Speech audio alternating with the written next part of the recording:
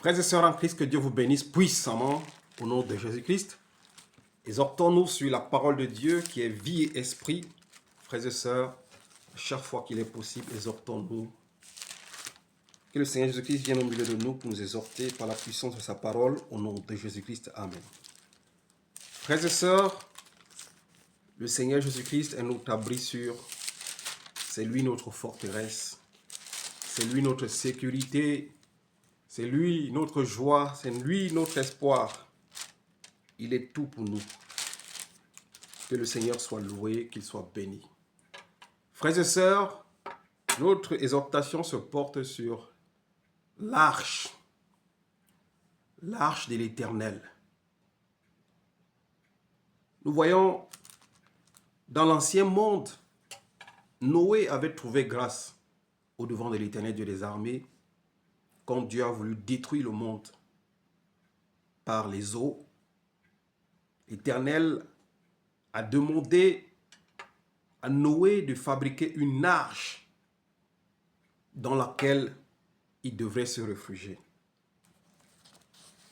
pour sa protection. Frères et sœurs en Christ, Noé a fabriqué l'arche selon la volonté et la parole de Dieu pour se réfugier. Mais nous, notre arche, aujourd'hui, notre rocher fortifié, c'est le Seigneur Jésus-Christ. Alors nous voyons sur Internet des hommes qui fabriquent des arches en disant que la fin du monde arrive. Frères et sœurs, l'arche de l'Éternel, elle n'est plus physique, mais l'arche de l'Éternel est spirituelle. Et cette arche, ce n'est que les enfants de Dieu qui peuvent être gardés, cachés dans cette arche. Le rocher fortifié qui est le Seigneur Jésus-Christ. Nos vies sont cachées en lui. Les chrétiens d'aujourd'hui, nous n'avions plus besoin d'une arche comme Noé pour pouvoir sauver lui, sa famille et les animaux qu'il a sauvés. La Bible déclare qu'il y avait 8 personnes seulement qui étaient sauvées. Ça veut dire que le royaume de Dieu, il n'y aura pas beaucoup qui seront sauvés, selon les Écritures. Frères et sœurs, Noé, il a fallu qu'il construise une arche, mais nous, notre arche, notre abri sûr, notre sécurité, notre forteresse, notre bouclier, c'est le Seigneur Jésus-Christ. Frères et sœurs, il n'y a plus d'arche à fabriquer, car le Christ est notre véritable arche dans laquelle nos vies sont cachées. C'est notre exhortation, frères et sœurs. Luc chapitre 10, verset 24, il est écrit: « En effet, je vous le dis, beaucoup de prophètes et de rois ont désiré voir ce que vous voyez et ne l'ont pas vu. Entendre ce que vous entendez et ne l'ont pas entendu. » C'est le Seigneur Jésus-Christ qui dit: « En effet, beaucoup de prophètes ont désiré voir ce que nous voyons aujourd'hui par la grâce, mais ils ne l'ont pas vu.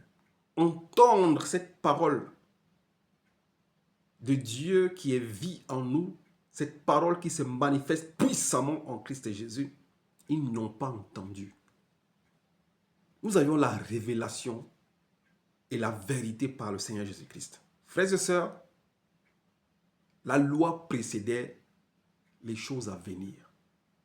Et le Christ est venu parfaire ces choses.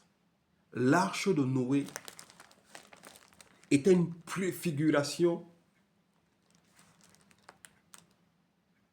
du Seigneur qui garde, qui couvre et qui protège ses enfants. C'est pour cela que quand vous entendez quelqu'un dire qu'il a fabriqué une arche, un abri sûr, une forteresse pour vous protéger dans les dangers, dites-lui que mon arche, mon abri sûr, ma forteresse, ma sécurité, c'est le Seigneur Jésus-Christ. Lui seul qui peut te garder dans les calamités, dans les dangers, dans tout. Noé n'était pas encore mort en Christ et ressuscité en Christ. Sa vie n'était pas cachée en Christ et Jésus.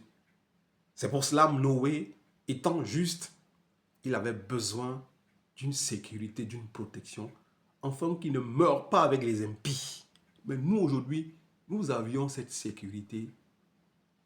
Nous sommes morts avec Christ et nos vies sont cachées en Christ Jésus. Genèse chapitre 7, verset 1. L'Éternel dit à Noé, entre dans l'arche avec toute ta famille, car je t'ai vu comme juste devant moi dans cette génération. L'Éternel dit à Noé, rentre dans l'arche avec toute ta famille, car je t'ai vu juste devant moi dans cette génération. Noé était juste dans la génération que Dieu voulait détruire. Et Dieu lui a demandé de rentrer dans l'arche, lui, sa famille et les animaux que Dieu lui avait recommandé de faire rentrer dans l'arche. Mais nous, les justes de cette génération, notre arche, notre abri sûr, notre sécurité et notre forteresse, c'est Jésus-Christ. C'est en lui que sont cachées nos vies. C'est l'exhortation que nous avions ce matin pour nous fortifier. Un homme ne peut pas cacher ta vie. Un abri ne pourra pas te protéger pendant les calamités, les désastres, des choses mauvaises. Le seul abri, le seul arche qui peut te protéger, c'est le Seigneur Jésus-Christ. Exode 33, verset 20 également nous dit,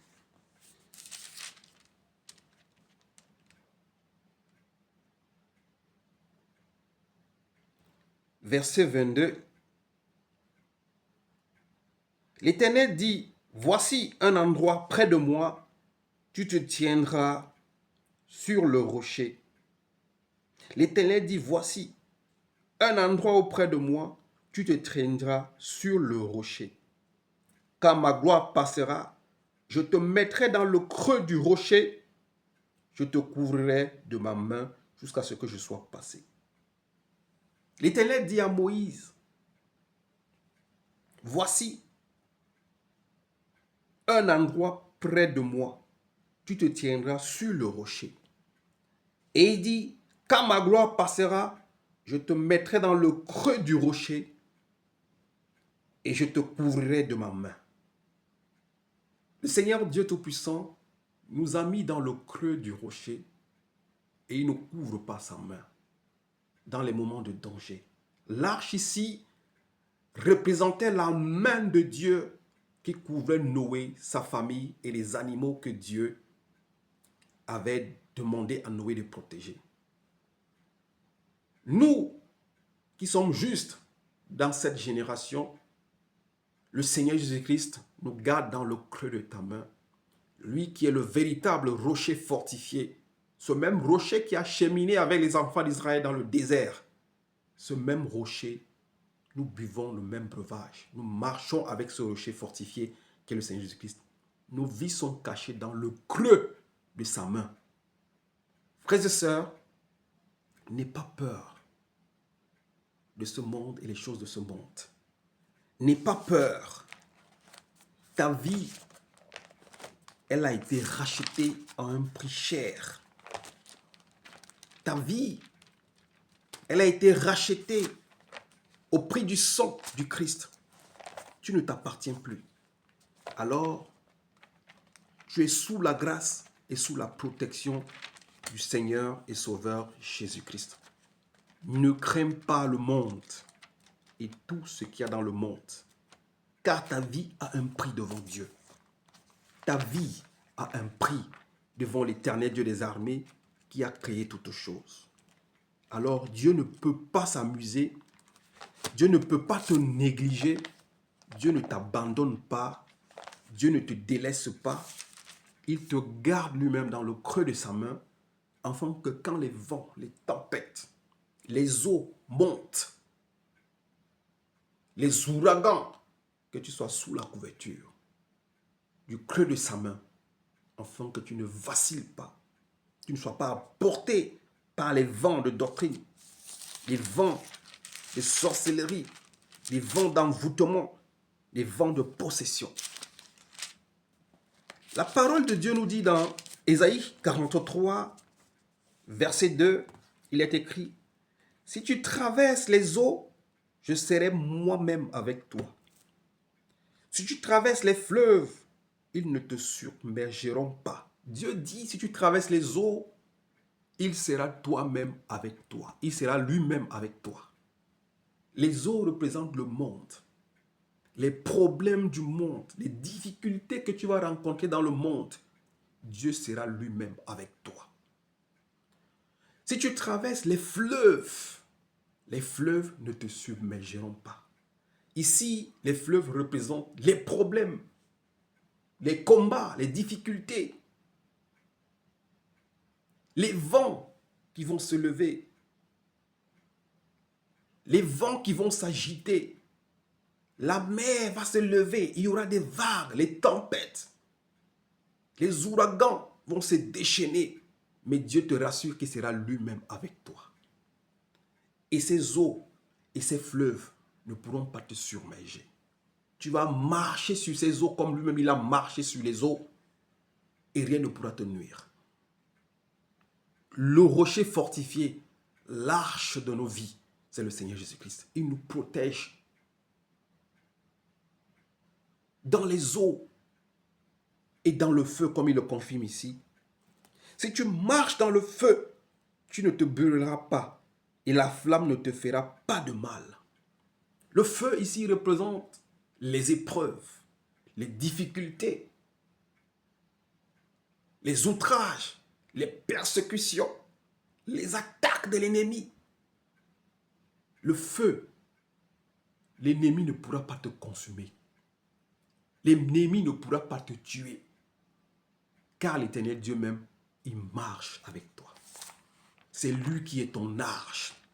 C'est lui ton rocher fortifié. C'est lui ta sécurité. C'est lui ta force.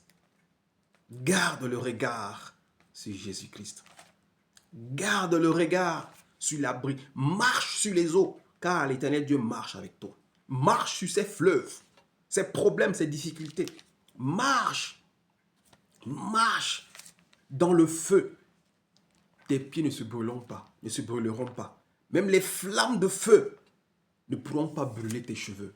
Tu n'auras même pas à sentir le souffle du feu, car Dieu lui-même, il marche avec toi. C'est la parole de l'assurance que Dieu nous donne. Jean chapitre 16, verset 33, il est écrit, je lis pour la gloire de Dieu, frères et sœurs, « Je vous ai dit cela, afin que vous ayez la paix en moi. Vous aurez à souffrir dans le monde, mais prenez courage. Moi, j'ai vaincu le monde. » Le Seigneur Jésus-Christ nous dit cela, afin que nous ayons la paix en lui. Mon frère, ma soeur, ta paix est en Jésus-Christ. Ta sécurité est en Jésus-Christ. Ton abri, ton arche, c'est Jésus-Christ. Vous aurez à souffrir dans le monde. Tu vas souffrir dans le monde parce que tout chrétien qui veut vivre pieusement en Christ sera persécuté, comme Timothée nous dit. Tu auras des épreuves. Tu vas traverser les eaux qui sont les épreuves. Tu vas traverser les épreuves de feu. Tu vas marcher dans le feu. Mais prends courage. Dieu lui-même, il marche avec toi. Les vents vont se lever. Les montées des eaux, les tempêtes, les ouragans, les vagues vont frapper de gauche à droite. Prends courage. Christ dit, mais prenez courage. Lui, il a vaincu le monde. Plus que Christ a vaincu le monde, nous aussi nous avions vaincu le monde. Pourquoi? Parce que nous avions été crucifiés en Christ. Et si nous vivons aujourd'hui, nous vivons par la foi avec lui. Galates chapitre 2. Galates chapitre 2, frères et sœurs. Prenez courage, car moi, j'ai vaincu le monde. Si Christ a vaincu le monde, mon frère, ma soeur, toi aussi tu as vaincu le monde. Le monde avec ses problèmes, le monde avec ses difficultés, le monde avec ses maladies, le monde avec ses attaques de sorcellerie, le monde avec ses difficultés, le monde avec les empoisonnements, le monde avec la sorcellerie, la divination, la magie, l'occultisme, le satanisme. Prends courage, mon frère. Christ a vaincu tout cela. Et toi aussi, tu as vaincu parce que tu es enfant de Dieu. Galates chapitre 2, verset 20. Galates chapitre 2, verset 20. Il est écrit, Galates chapitre 2, 20. J'ai été crucifié avec Christ. Ce n'est plus moi qui vis, c'est Christ qui vit en moi. Et ce que je vis maintenant dans mon corps, je le vis dans la foi au Fils de Dieu qui m'a aimé et qui s'est donné lui-même pour moi. J'ai été crucifié en Christ. Et si je vis maintenant, ce n'est plus moi qui vis, c'est le Christ qui vit en moi. Tu as été crucifié en Christ. Et si tu vis maintenant, ce n'est plus toi qui vis, c'est le Christ qui vit en toi. Ne regarde pas les problèmes. Ne regarde pas les eaux dans lesquelles tu vas traverser. Ne regarde pas les fleuves. Cela ne pourra pas te submerger. Ne regarde pas les épreuves, le feu dans lequel tu vas marcher. Mais regarde en Jésus. Car ce n'est plus toi qui vis, c'est le Christ qui vit en toi. Le Christ dit, il a vaincu le monde. Prends courage. Il a vaincu le monde et tout ce qui est dans le monde. L'arche dans laquelle ta vie est cachée, c'est Jésus-Christ. Ta sécurité se trouve en Christ. Ta force, ton courage, ta puissance, c'est dans le nom de Christ. Colossiens chapitre 3, verset 3, il nous dit, lui qui est notre rocher fortifié, notre abri sûr, l'arche de nos vies, celui dans lequel nos vies sont cachées. Noé s'est caché dans l'arche qu'il a construit de ses mains par la grâce et par la sagesse, la connaissance que Dieu lui a donnée. Mais nous avions une arche qui est spirituelle, qui a été construite par l'Éternel Dieu Tout-Puissant. C'est dans cette arche que nos vies sont cachées. Si nous vivons, ce n'est plus nous qui vivons, mais c'est le Christ qui vit en nous. Car nous vivons maintenant à la foi en Christ, lui qui a donné sa vie pour nous. Colossiens chapitre 3, verset 3, il est écrit, « En effet, vous avez connu la mort et votre vie est cachée avec Christ en Dieu. » Galates 2, 20 nous a dit, nous avions été crucifiés et ce n'est plus nous qui vivons, mais c'est le Christ qui vit en nous. Nos vies sont cachées en Christ.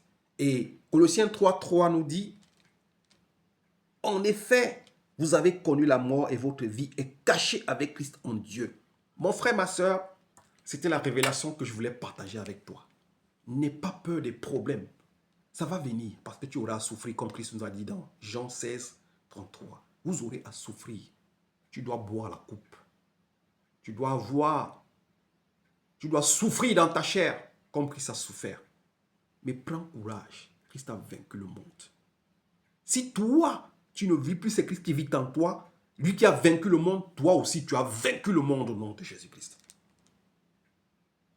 Ta vie, elle ne dépend plus de toi, mais elle dépend du Christ, car il t'a racheté à un prix cher. Il a donné sa vie pour toi, pour que tu sois sauvé.